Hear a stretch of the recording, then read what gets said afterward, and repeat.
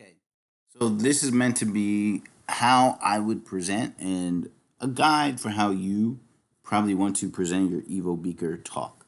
Now, the talk should be done in your own voice, right? So you should do what you're comfortable doing.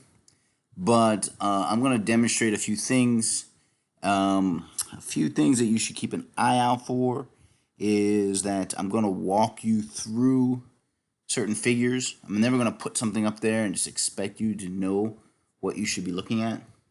I'm going to be pointing at certain data or something like that. Now, all I have is this cursor, pointer, mouse thing, whatever the hell that's called. That's all I have available to me. But in reality, in real life, I would point up to the board with, say, a laser pointer or a yardstick, or just walk over to it and use my hands. That would be how I would do it. But otherwise, I'm just going to show you how I would do a talk, um, and hopefully you guys will get some idea of what to do.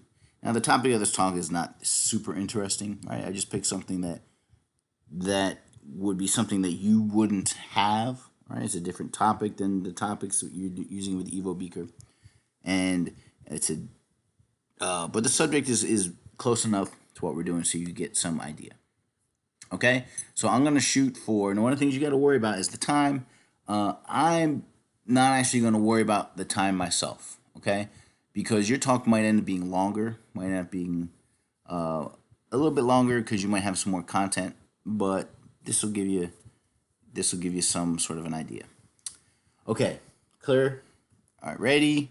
And morning. My name is Mike Robinson, and thank you for coming out. I'm here to talk about how fire on prairie, specifically in prairie plant communities, affects the dynamics of those communities and how the evolution of resistance to fire in some plants can affect those communities. So, natural selection is one of the core tenets of evolution, right? And uh, it's the idea that creates adaptation. All right. So natural selection will select for those individuals that have the best phenotypes. And when there is heritable variation in a population, that is genetic based variation, those that differential survival in phenotype will lead to adaptation in that population. Now, specifically, I'm going to be talking about prairies. And this is a plant community, a prairie plant community. You can see that they're relatively diverse. We have things like grasses, shrubs, longer lived trees. And it's this diversity that allows for a lot of evolutionary dynamics to be occurring. Now, one of the things that these plants need to deal with, right, they're competing with each other, they're evolving, is fire. And fire will go through an area and it will wipe out much of the vegetation. But the net result is that it will remove a lot of the bigger, older, long lived plants that can outcompete some of these smaller, faster growing plants. And so when these trees are destroyed by fire, that leaves space for the grasses, say, to quickly come back and take over while the trees slowly return. Okay, so this leads to the idea, what if certain plants can evolve better resistance to the fire? How will that affect their place in the community and the community as a whole? So I was thinking about this, right? I was thinking about selection for fire resistance. And the plants differ in generation time, right? So the generation time of these grasses is much faster than the generation time of this long-lived tree. And the shorter-lived plants, well, they have an equal number of mutations per generation, but the number of mutations per unit time is faster because they have more generations per unit time. So, what I hope to answer is, will selection for increased fire resistance in short generation shrubs affect community dynamics? Because you would expect these shorter generation plants to be able to evolve faster to fire because of their increased number of mutations in a given period of time. Now, so I did this in EvoBeaker. Right, it's a simulation program. This simulates a prairie. Right, this area here is a prairie, and it's made up of different plants. So the plants are all listed here on the right. So we have grasses, mix of grasses, annuals, blackberry bushes, shrubs. Okay, some sugar maple, some white pine in there.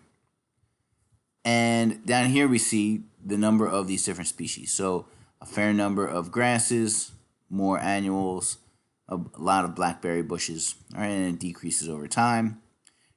And we get a measure of the diversity index. The smallest it could be is 1. It can go up higher and higher depending on how evenly distributed these are. So the higher this number, the more diverse the community is. Now, if the community is allowed to just progress, right, without fire for many, many years, right? So this is after 20 years, you see that the diversity, the longer lived and more complex species over here are starting to become more common. The diversity index is higher, right? Because we have a lot of these, including some more of these larger trees.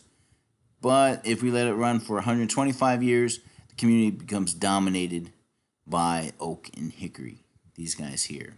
And so what keeps them from completely dominating the community is fires. When fires pop every once in a while, boom, it knocks them back down.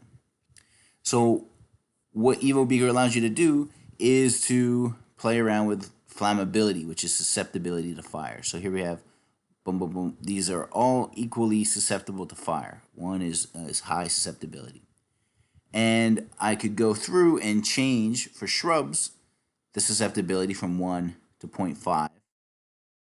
And then that will allow me to simulate adaptation to fire. So these shrubs over here in this simulation would be twice as resistant to fire as these shrubs over here, or half as susceptible to fire. Okay, and then I run it for 125 years, and I see how my diversity index changes with these different susceptibilities of shrubs. So what I did was I set it for 3 fires per year, which is a standard number of fires. I adjusted the flammability of shrubs, okay, as I indicated earlier. I picked shrubs because they have a median generation time, so they're in between the grasses and the hickories, so they're pretty good. They're not the shortest lived plants, but they are somewhere in the middle, so it'll give me a good sense of how this works. I picked 5 levels of flammability, so 1 is the highest flammability, 0 is not flammable at all. What I did not change was competition among the plants, right? This was this transition matrix, and settlement, so how often plants will land in a bare spot after a fire has destroyed it. So I haven't changed those at all. I've only changed flammability. And I've done 5, a sample of 5 per treatment. So I have 5 treatments, 5 replicates, so 25 total runs. And then at the end of each 125-year sequence, I would measure the diversity index. So this is what I see when I'm just looking at flammability of 1. Okay, so I haven't adjusted anything. So here's my 125 years. Measure every 25 years what the diversity index is. This is the mean plus or minus 1 standard deviation of those 5 replicates. And we see the diversity index increases until we reach a peak, and then it starts to decrease somewhat as we get more and more of the longer lived trees like hickory. Now, this shows all 5 of my treatments together. So here's what I just showed you, these blue circles through here with a flammability of 1. Here's our flammability index. And what we can tell is that the lower the flammability, the greater community diversity at 125 years. So least flammable shrubs are here in the red. That's 0, so they're completely resistant to fire. And they will increase in the, not the shrubs increasing, but the diversity will increase over time. The 25, the 0.25, 25% flammability are also quite high in the end. Then we have 50% flammability. We end up here somewhere in the middle. And 75 and 100% flammability end up almost in the exact same spot, although there's some differences going through. All right, so if we just look here at the end, at 125 years, what do we see? Are they different? Well, I did an ANOVA, a statistical test, looking at effective flammability, and I found a p-value of 0.009, which is significant. So there is a significant difference among these. So flammability will affect the community dynamics. Evolution of flammability resistance in shrubs will affect community dynamics. So in conclusion, we see that fire affects community diversity. Okay, so when the shrubs adapt to fire, the community diversity increases over time.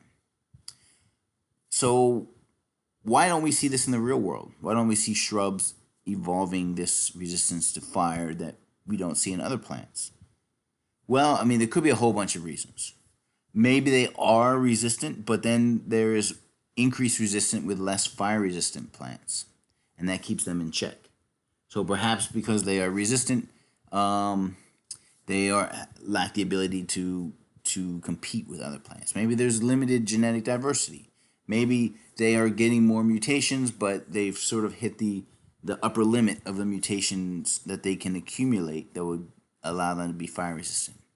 Perhaps it's pleiotropy, so or antagonistic pleiotropy to be specific. So resistance might affect competition or settlement. So as a plant increases its ability to resist fire, it decreases its ability to replicate, to reproduce and settle, or to compete with other plants. Not sure about any of those, but those are 3 possible explanations. So thank you very much for coming, and I hope you had a good time. If you have any questions, I'd be happy to answer them. Okay, so that's it. Hopefully that gave you a pretty good idea of how to do it. I didn't memorize anything. I just I had an idea of what I wanted to say for each slide. You might want to memorize them just so that you know much better what you can do. When you get more experience with this sort of stuff, you can kind of go in and just have an idea what you want to say for each slide and put it all together. But until you get good with the timing and remembering exactly what you want to say, write things down. Do not read. Okay, do not read your talk, but write things down that can help you. So you look at maybe a cue card every once in a while, or an index card, and memorize as much as possible. Okay, because that'll help with nerves, and it'll help you hit your time budgets properly, and you'll be a much happier presenter because of it. All right, thank you, and I'm looking forward to seeing your talks.